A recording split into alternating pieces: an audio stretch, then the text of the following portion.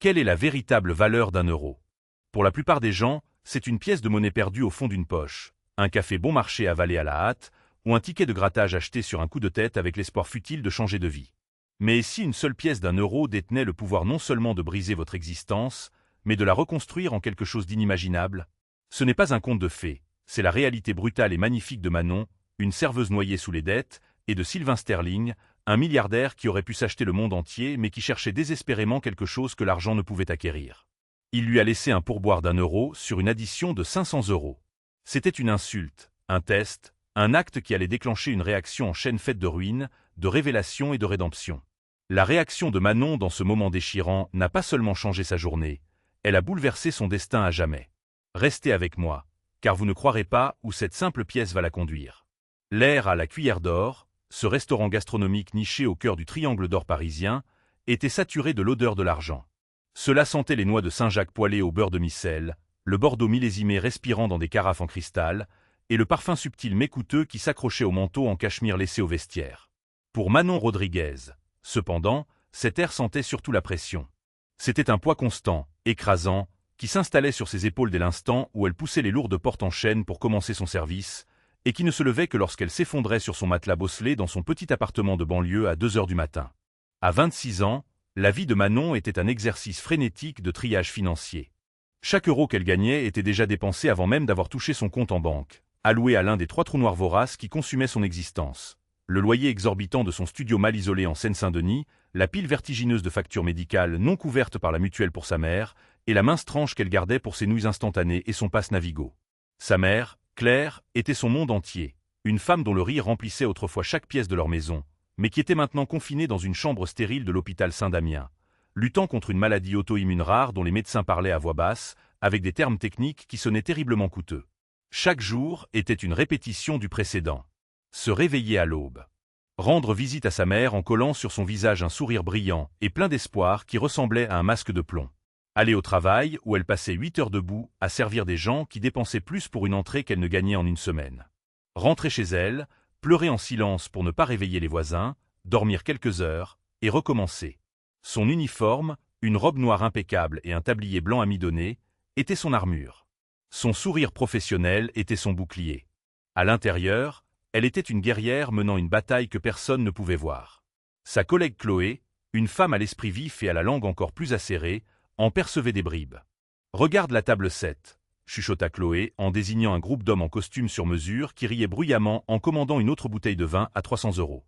Ils sont là depuis 2 heures, ils t'ont fait courir partout, et je te garantis qu'ils vont te laisser 2 euros de pourboire en pensant être des philanthropes.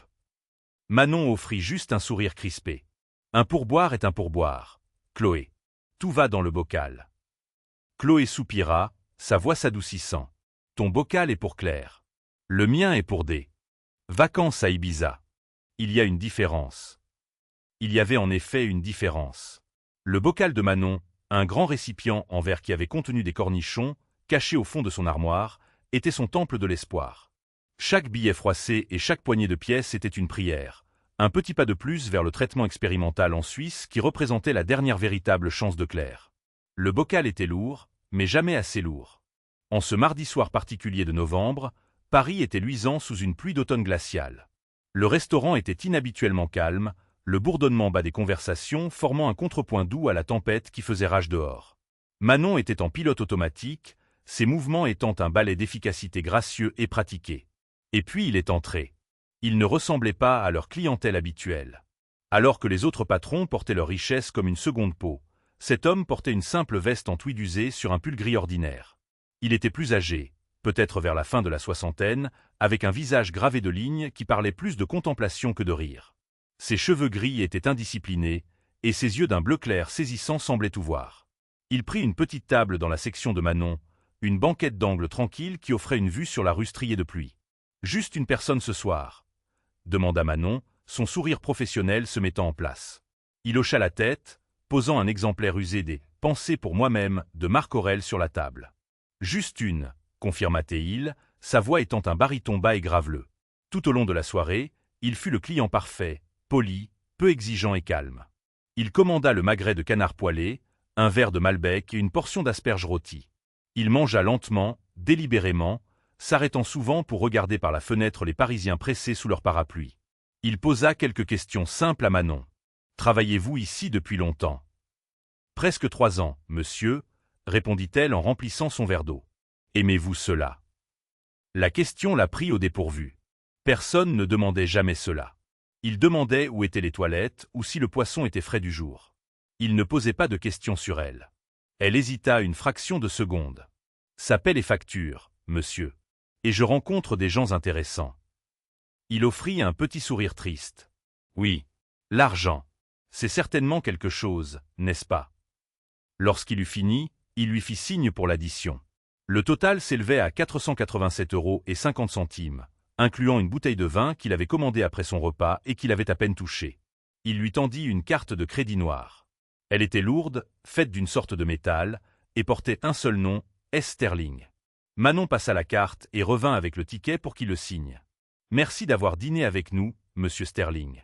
J'espère que vous avez apprécié votre repas. » Il leva les yeux vers elle, ses yeux bleus retenant les siens pendant un moment inconfortable. On aurait dit qu'il ne la regardait pas, mais qu'il regardait à l'intérieur d'elle. « Merci, Manon, » dit-il en lisant son badge. « Vous avez été très efficace. » Elle se retira vers la station de service, le cœur battant pour une raison qu'elle ne pouvait expliquer. Elle le regarda signer soigneusement le ticket, le plier précisément en deux, et le placer au bord de la table. Puis, de sa poche, il sortit une seule pièce d'1 €, brillante et solitaire, et la posa soigneusement sur le dessus du ticket plié. Il se leva, enfila sa veste en tweed et sortit sous la pluie sans un regard en arrière. Manon resta figée, ses yeux rivés sur la table. Un repas de 500 € et un pourboire d'1 €. Ce n'était pas une erreur. C'était délibéré. La brillance de la pièce, son placement précis sur le ticket signé, c'était une déclaration. Chloé s'approcha, suivant son regard. « C'est pas possible », chuchota-t-elle, les yeux écarquillés. « Sur une note de 500 balles ? Quel genre de monstre fait ça ?» L'air s'échappa des poumons de Manon. C'était plus qu'une insulte. C'était un jugement. C'était le monde qui lui disait dans les termes les plus clairs possibles exactement ce qu'elle valait. 1 €. Tous ses efforts, ses sourires, ses pieds douloureux, ses prières silencieuses pour sa mère, tout cela valait une seule pièce de métal insignifiante. Le poids sur ses épaules devint soudain insupportable, et pour la première fois depuis longtemps, Manon ressentit l'horrible légèreté de n'avoir plus rien à perdre. La pièce unique trônait sur la table comme un verdict. Chloé fumait déjà de rage au nom de Manon. « Je vais le rattraper », siffla-t-elle en dénouant son tablier. « Je vais lui dire ses 4 vérités. Ce vieux prétentieux en tweed. Pour qui il se prend ?»« Non, Chloé, ne fais pas ça, » dit Manon, sa voix à peine un murmure. Son regard était toujours fixé sur la pièce. Ce n'était pas juste du métal. C'était un symbole de toute sa lutte. C'était le sourire condescendant de l'agent d'assurance qui refusait la couverture de sa mère. C'était le regard apitoyé de l'administrateur de l'hôpital quand elle avait supplié pour un échelonnement des paiements. C'était chaque client riche qui avait un jour regardé à travers elle comme si elle faisait partie des meubles. Son directeur, M. Armand, un homme dont la colonne vertébrale était faite de politique de restaurant et dont le cœur fonctionnait aux marges bénéficiaires, accourut. « Il y a un problème ici ? Mesdames, la table 9 se plaint de l'attente pour leur dessert. » Il vit le ticket et l'euro solitaire, son visage, habituellement un masque d'hospitalité forcée, se contracta en un nœud de fureur. « Qu'est-ce que c'est que ça ?» aboya-t-il en saisissant le reçu. Il le déplia. 487 € et 1 € de gratification. Il regarda Manon, ses yeux accusateurs. « Qu'est-ce que vous avez fait? Avez-vous renversé quelque chose sur lui? Avez-vous été impoli ?»« Non, monsieur Armand. » Il était parfaitement agréable, et moi aussi. Les clients agréables ne laissent pas 1 € de pourboire sur une addition de cette taille, rétorqua-t-il, sa voix montant. Cela rejaillit sur tout l'établissement. C'est inacceptable. Vous avez dû commettre une faute grave. L'injustice de tout cela barattait l'estomac de Manon comme du lait caillé. Elle avait tout fait correctement. Elle avait été polie, efficace et invisible, tout comme elle était censée l'être. Et c'était sa récompense. La colère, chaude et vive, s'enflamma dans sa poitrine. Elle voulait hurler. Elle voulait jeter la pièce à travers la pièce. Mais alors, quelque chose d'autre fit surface. Une pensée étrange et inattendue perça à travers la rage. Elle se souvint des yeux de l'homme. Ils n'étaient ni cruels ni arrogants. Ils étaient seuls. Elle se souvint du livre usé de philosophie sur sa table. Elle se souvint de son petit sourire triste quand il parlait d'argent. Et s'il n'était pas riche? Et si la carte de crédit fantaisiste était une façade, un dernier effort pour se sentir normal pour une nuit? Et s'il était un professeur retraité vivant d'une maigre pension qui avait économisé pendant des mois pour avoir un dernier beau repas, et que l'addition finale l'avait choqué, ne lui laissant qu'un seul euro en poche pour le reste de la semaine? La veste en tweed, l'attitude calme, tout cela s'emboîtait dans une image différente, plus tragique. Ou alors, et s'il était riche, mais que son esprit était totalement en faillite? S'il était tellement entouré de richesses qu'il avait perdu tout sens de la valeur humaine? Un homme si pauvre à l'intérieur qu'un seul euro était toute la gentillesse qui lui restait à donner. La colère dans sa poitrine s'apaisa, remplacée par une vague de pitié profonde et douloureuse. Il ne l'avait pas insulté. Il avait révélé sa propre pauvreté. Avec un calme étrange s'installant sur elle, Manon marcha vers la table. Monsieur Armand et Chloé regardaient, mystifiés. Elle ramassa le ticket de carte de crédit, le déchira en petits morceaux et les laissa tomber dans la poche de son tablier. Puis elle ramassa doucement la pièce d'1 euro. Elle la regarda un instant, puis se tourna et marcha d'un pas décidé vers la porte d'entrée. « Manon, qu'est-ce que tu fais » appela Chloé. « Revenez ici, Rodriguez » commanda monsieur Armand. Elle les ignora. Poussant la lourde porte, elle sortit dans le vent mordant et la pluie battante. Elle scanna la rue. Il était là, à environ un demi-bloc, debout sous un auvent, attendant un taxi. Il n'était pas allé loin. Tenant fermement la pièce dans sa main, elle courut. La pluie plaqua ses cheveux sur son visage et trempa son uniforme fin en quelques secondes. Ses chaussures de travail usées glissaient sur le pavé mouillé. « Monsieur » appela-t-elle, sa voix mince contre le hurlement du vent. « Monsieur Sterling » Il se retourna, son expression illisible alors qu'elle dérapait pour s'arrêter devant lui, essoufflée et ruisselante. Elle tendit la pièce d'1 euro. Le métal était froid et humide dans sa paume. « Monsieur » halta-t-elle, le regardant directement dans les yeux. « Vous avez oublié ceci.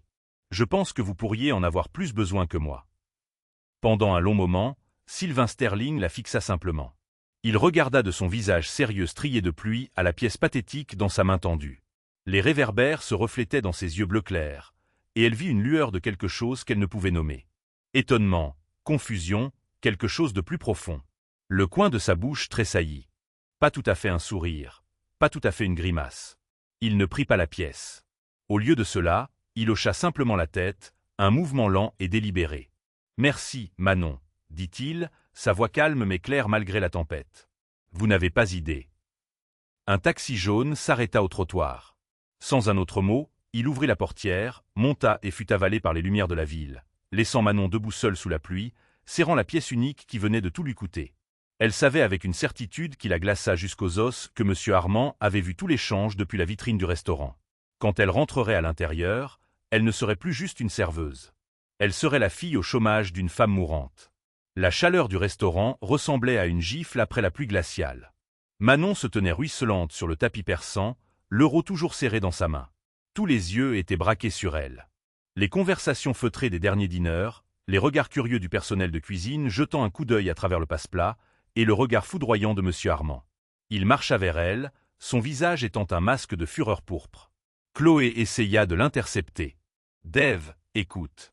Elle a eu une semaine difficile. Sa mère. »« Ne t'en mêle pas, Chloé, » grogna-t-il, ne quittant pas Manon des yeux.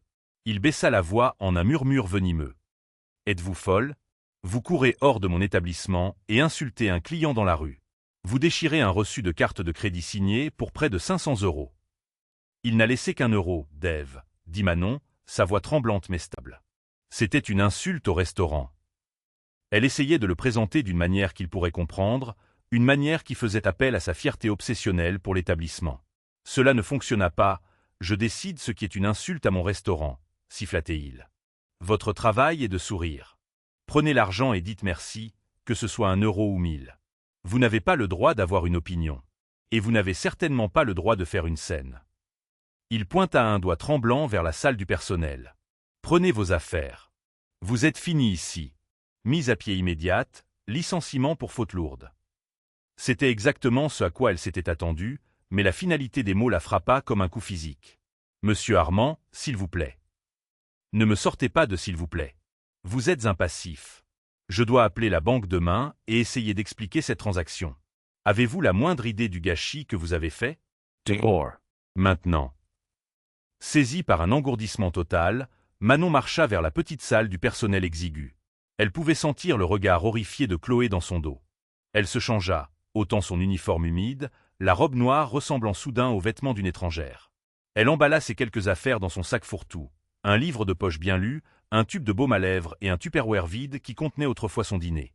Le bocal d'espoir était à la maison, mais elle pouvait sentir son poids imaginaire maintenant plus lourd que jamais.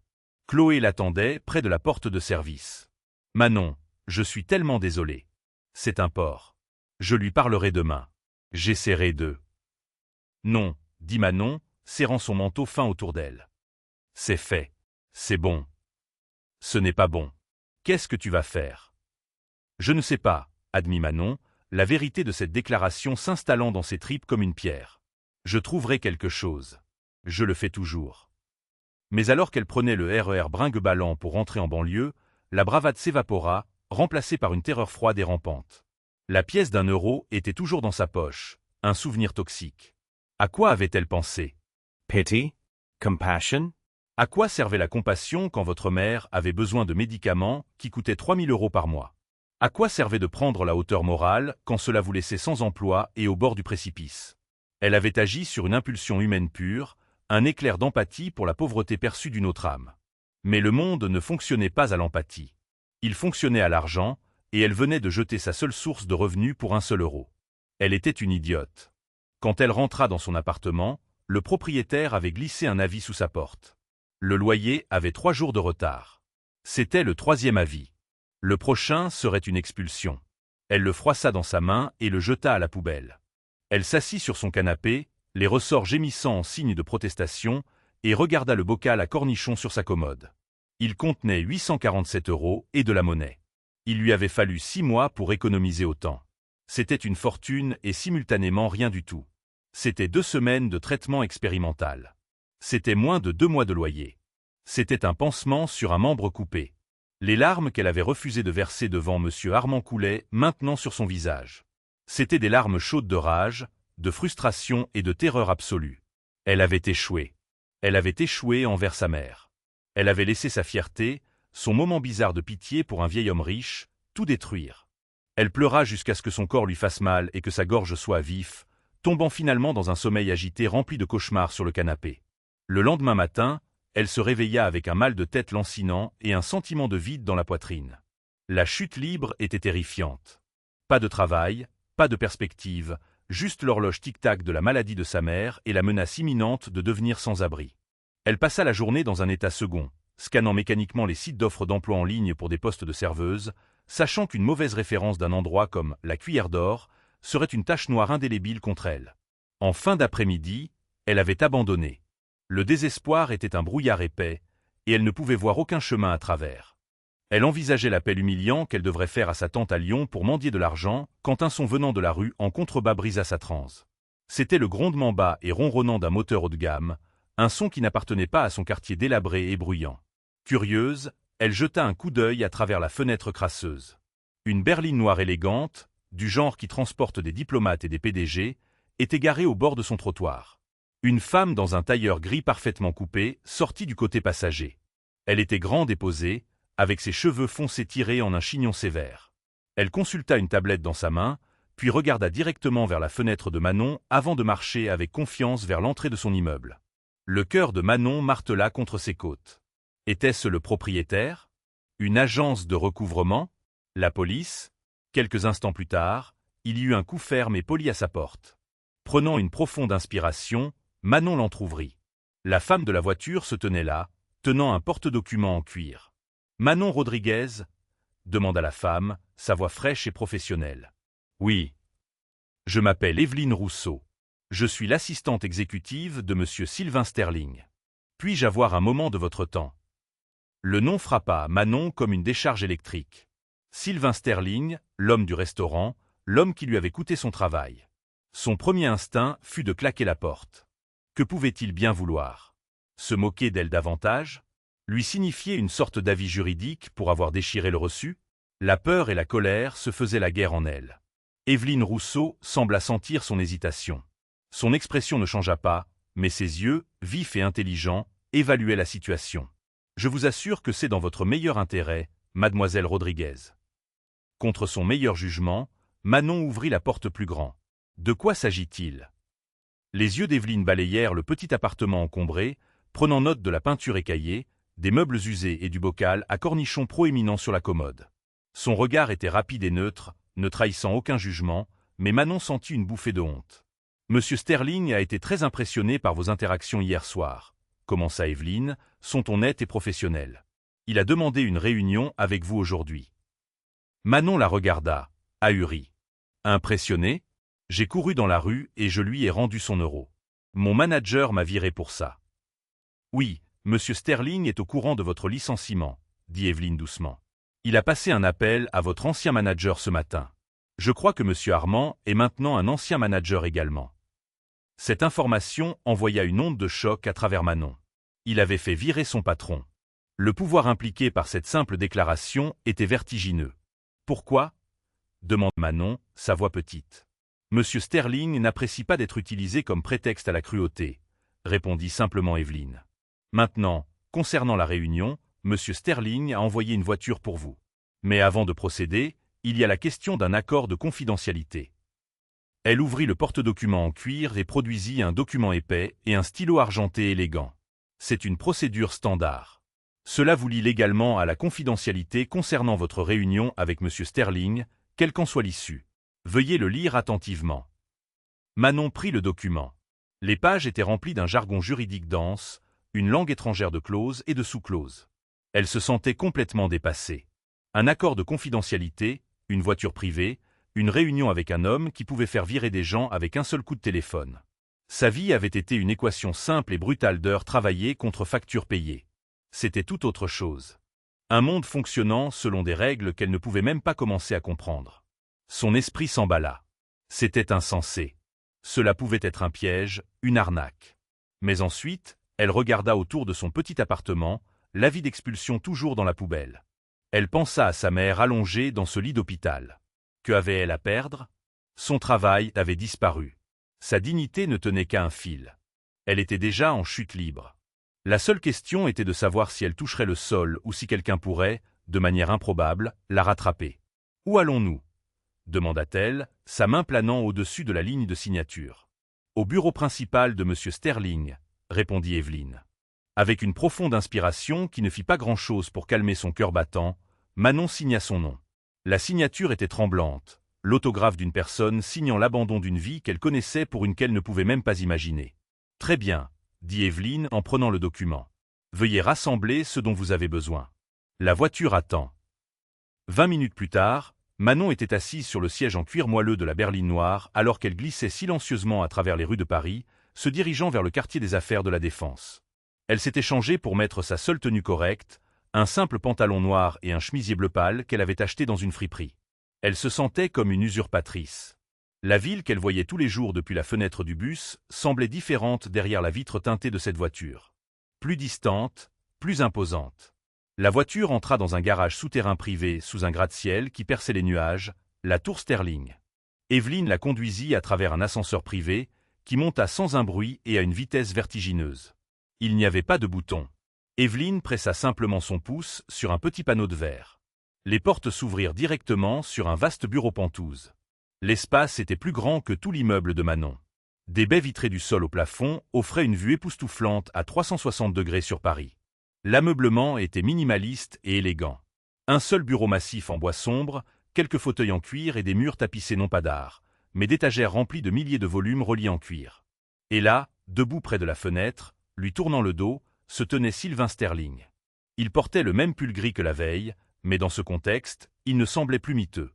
Il ressemblait à la confiance tranquille d'un homme qui n'avait absolument rien à prouver.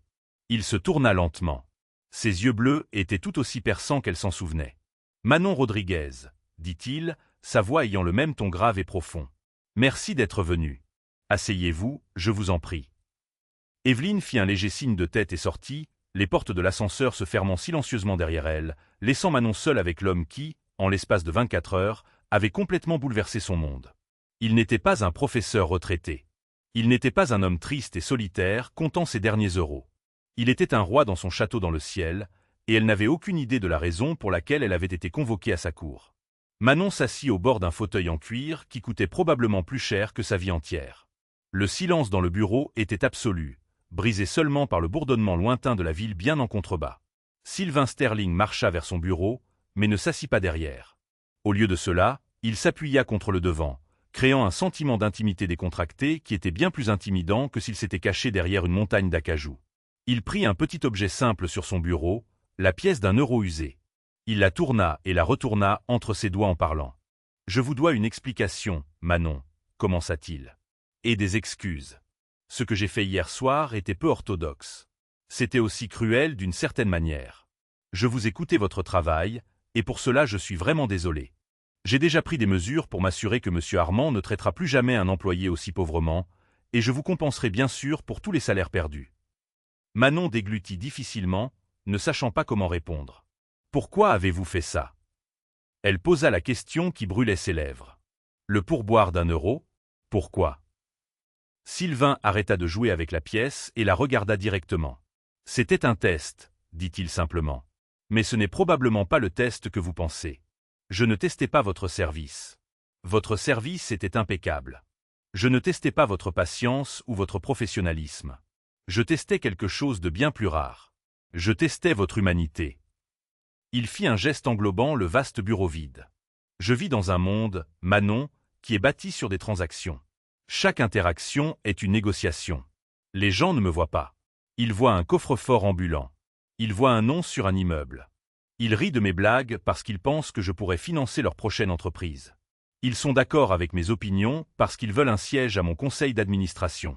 L'humanité est dépouillée couche par couche jusqu'à ce qu'il ne reste que le calcul. » Il retourna vers la fenêtre, regardant la ville. « J'ai grandi avec rien. Mon père était ouvrier sidérurgique en Lorraine. Ma mère faisait des ménages. Je me souviens de ce que c'était que de compter les centimes. J'ai bâti ceci, dit-il, sa main balayant la vue panoramique, à partir de zéro. Et pendant 50 ans, j'ai pensé que c'était le but. Accumuler, gagner. Mais dernièrement, je me suis retrouvé à me demander à quoi tout cela servait. Je suis entouré de béni-oui-oui, de sycophantes, par mes propres parents avides, tous attendant que je meure pour pouvoir nettoyer la carcasse. Alors, j'ai commencé à mener de petites expériences.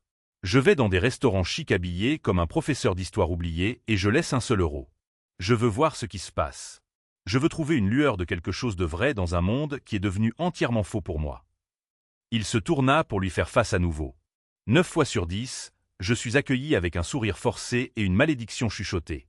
Parfois, il y a une confrontation, une demande pour un meilleur pourboire. Le manager est appelé. C'est toujours laid.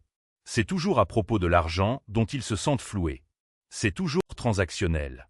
Mais vous, dit-il en faisant un pas vers elle, vous avez fait quelque chose que personne n'a jamais fait.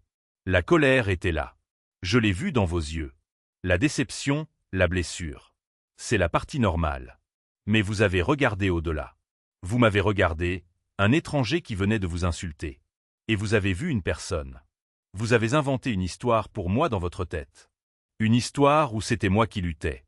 Où c'était moi qui avais besoin d'aide. Il se tenait devant elle maintenant. Vous avez couru sous la pluie. Pas pour me maudire, pas pour exiger plus, mais pour rendre la seule chose que vous aviez reçue. Vous m'avez offert de la compassion quand je vous avais offert du mépris. À ce moment-là, Manon, vous n'étiez pas une serveuse, et je n'étais pas un milliardaire.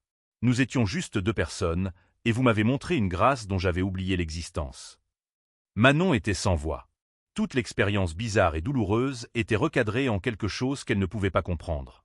Ce n'était pas une insulte. C'était une audition. J'ai demandé à mon assistante de se renseigner sur vous ce matin, continua-t-il, sa voix s'adoucissant. Je sais pour votre mère, Claire. Je sais pour sa condition. Je sais pour les factures, le bocal, la lutte. Et cela ne rend ce que vous avez fait que plus extraordinaire. Une personne avec toutes les raisons d'être amère, d'être égoïste, d'exiger ce qui lui est dû, a choisi la gentillesse à la place. Il retourna à son bureau et ouvrit un tiroir, sortant un épais dossier relié. Il le plaça sur le bois poli devant elle. « Je suis un vieil homme, Manon. Je n'ai pas d'enfant, seulement un neveu qui incarne l'avidité même que j'en suis venu à mépriser. J'ai décidé de donner ma fortune. La totalité.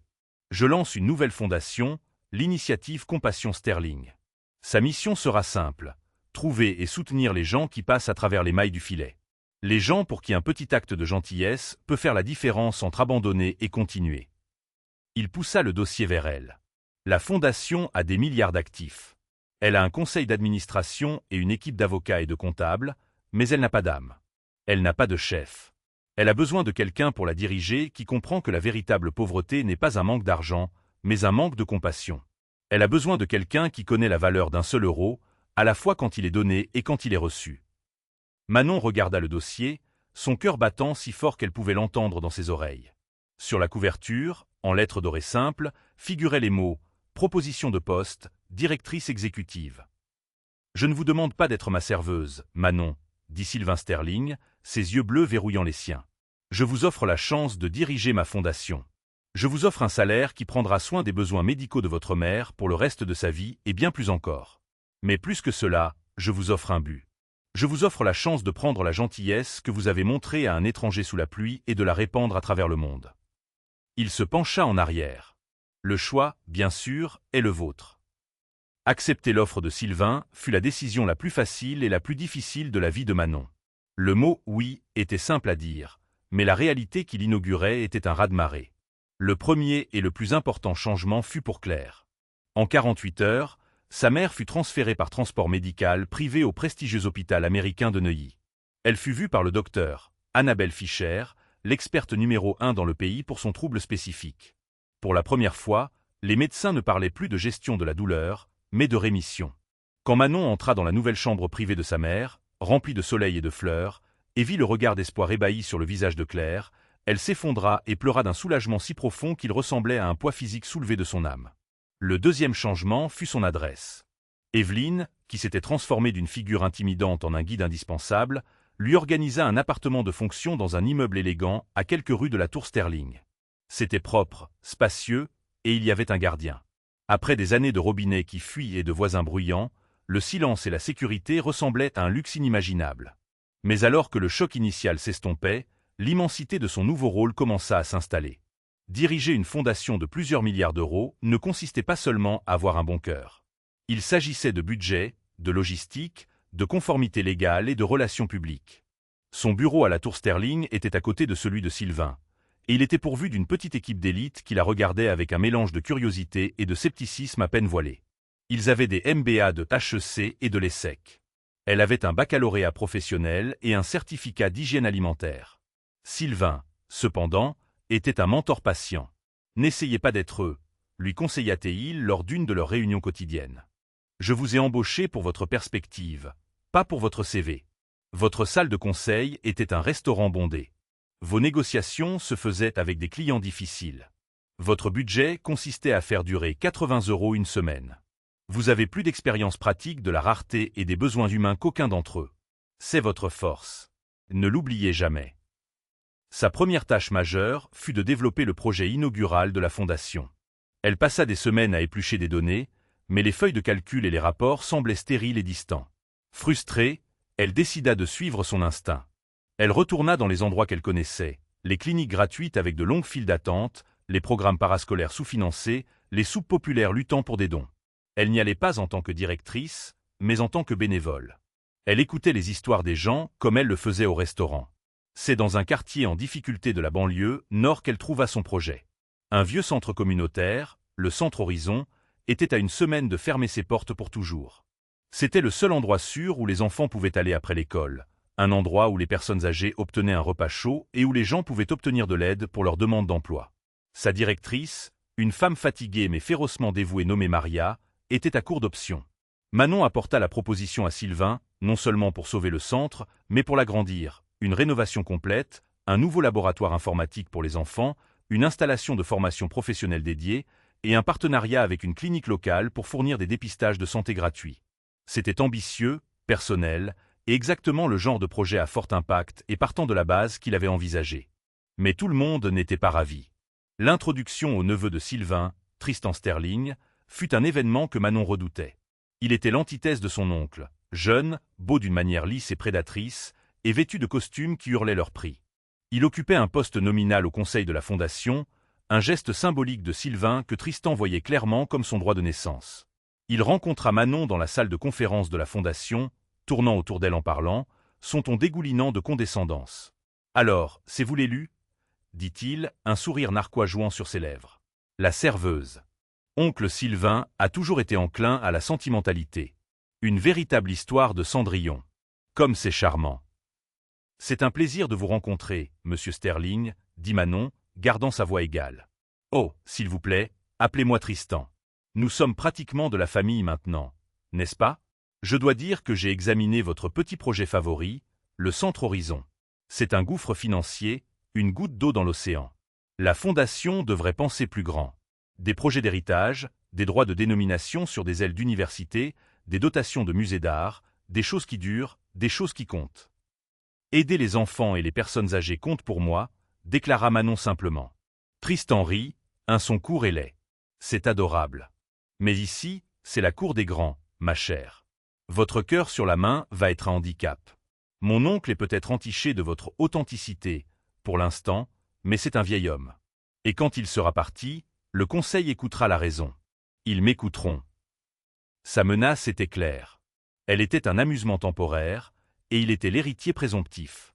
La réunion laissa un goût amer dans sa bouche.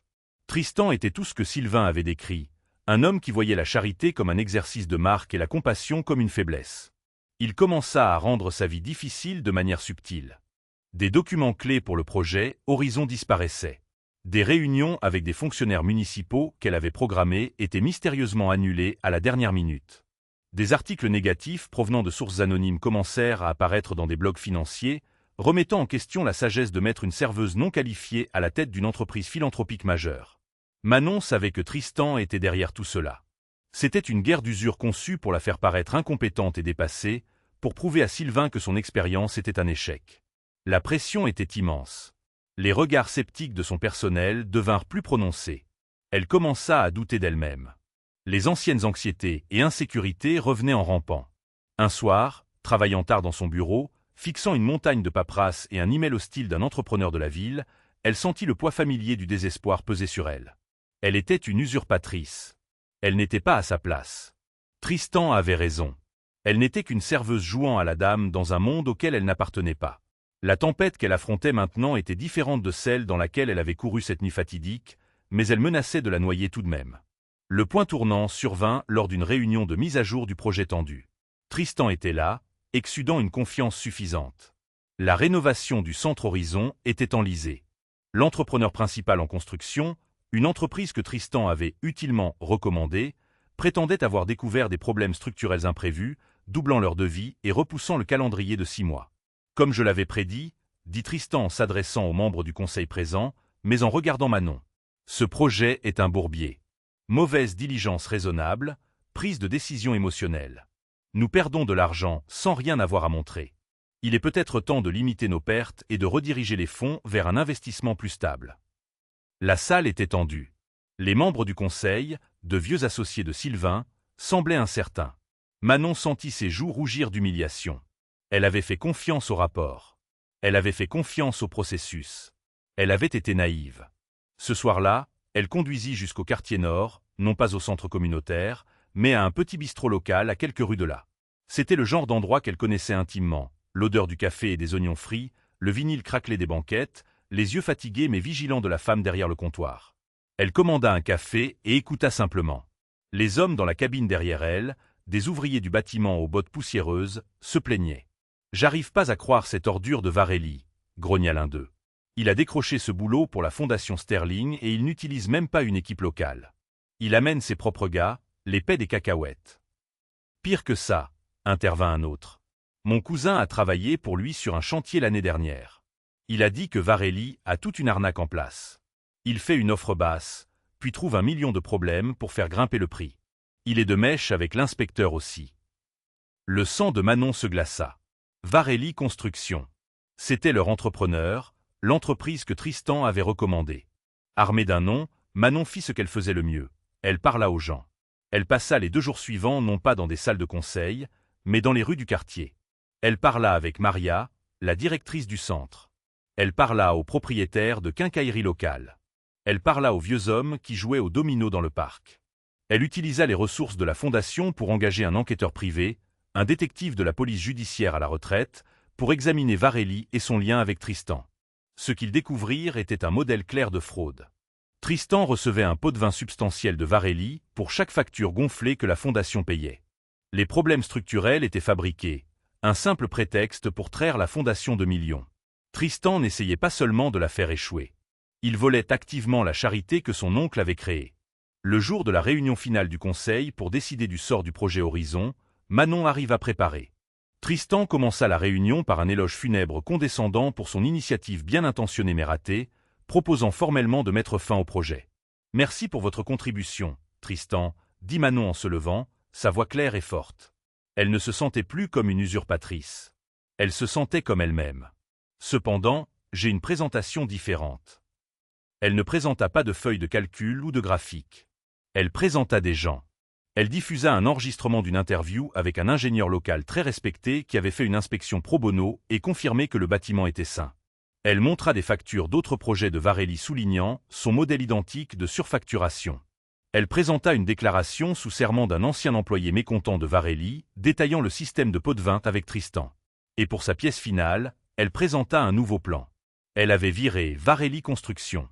Elle avait déjà rencontré un consortium d'entrepreneurs locaux certifiés qui avait soumis une offre détaillée et au juste prix pour terminer les travaux en moitié moins de temps. Les embauchés ne construiraient pas seulement un centre, cela investirait directement dans la communauté qu'il était censé servir. La salle était silencieuse. Le visage de Tristan était cendré. Il bafouilla, criant à la calomnie, au mensonge, mais les preuves étaient irréfutables. Sylvain, qui était assis tranquillement en bout de table, prit finalement la parole.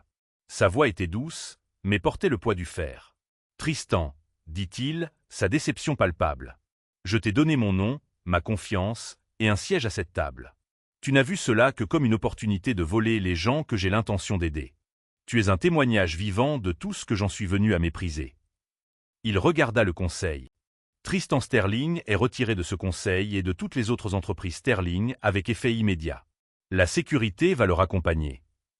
Tristan fut escorté hors de la salle, son héritage réduit à une seule réunion honteuse.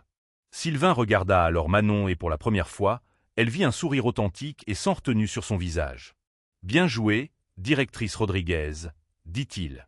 Bien joué. » 3 mois plus tard, le nouveau centre Horizon ouvrit ses portes. C'était un espace magnifique et vibrant, rempli du rire des enfants et du bavardage reconnaissant des aînés. Manon se tenait à côté de Sylvain lors de la cérémonie d'inauguration, regardant la communauté affluer dans le bâtiment. Elle n'était plus une serveuse. Elle n'était pas une usurpatrice. Elle était la femme qui avait bâti cela. Elle l'avait fait non pas en essayant d'être comme les hommes en costume, mais en étant elle-même. Elle avait utilisé son empathie, sa capacité d'écoute et sa compréhension de la façon dont le monde fonctionnait depuis la base. Sylvain lui tendit une petite boîte en velours. À l'intérieur se trouvait la pièce d'un euro usé de son bureau. Un rappel, dit-il, de ce à quoi ressemble la vraie valeur. Manon referma sa main sur la pièce. Elle regarda le centre communautaire animé, sa mère, en bonne santé et souriante au premier rang, et le vieil homme qui avait vu quelque chose en elle qu'elle n'avait même pas vu elle-même. Elle comprit enfin. Le pourboire d'1 euro n'avait pas été un test de son caractère. Ça avait été une clé, déverrouillant une porte vers une vie qu'elle ne savait même pas possible. Sa réaction n'avait pas seulement changé sa vie. Elle lui avait permis de changer la vie d'innombrables autres, prouvant que la plus grande fortune n'est pas ce que vous possédez, mais ce que vous choisissez de donner.